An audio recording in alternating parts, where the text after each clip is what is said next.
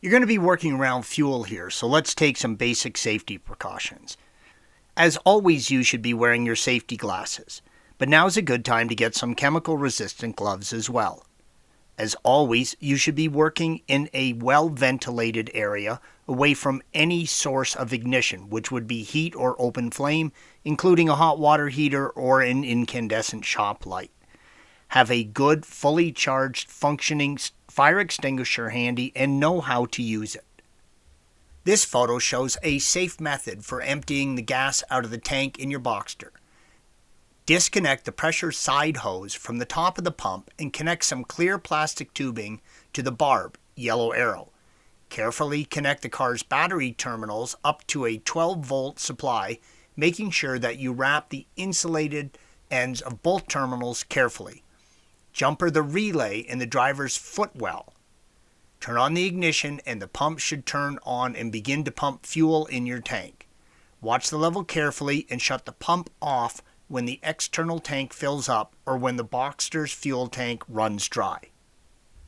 This photo shows the relay panel under the driver's side footwell. The fuel pump is not normally turned on unless the engine is running, but you can remove the relay and bypass it using a simple jumper wire as shown here. Remove the fuel pump relay, shown in the insert, and then jumper pins 30 and 87, typically labeled 3 and 5 on the relay panel. This will cause the fuel pump to turn on automatically when you turn on the key in the ignition. Once you remove the battery and the lower tray cover, you will see the top of the tank and the fuel sender. Squeeze in the fuel line connectors and remove them along with the vent hose and the electrical connections, lower left. Use a large chisel and a medium-sized hammer to carefully tap on the outer ring that holds the fuel pump in place, upper left.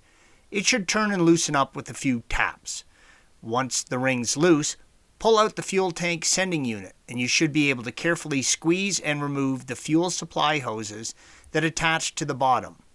When you reinstall the sending unit, be sure to line up the big arrow, blue arrow, with the 3 lines on the tank, green arrow.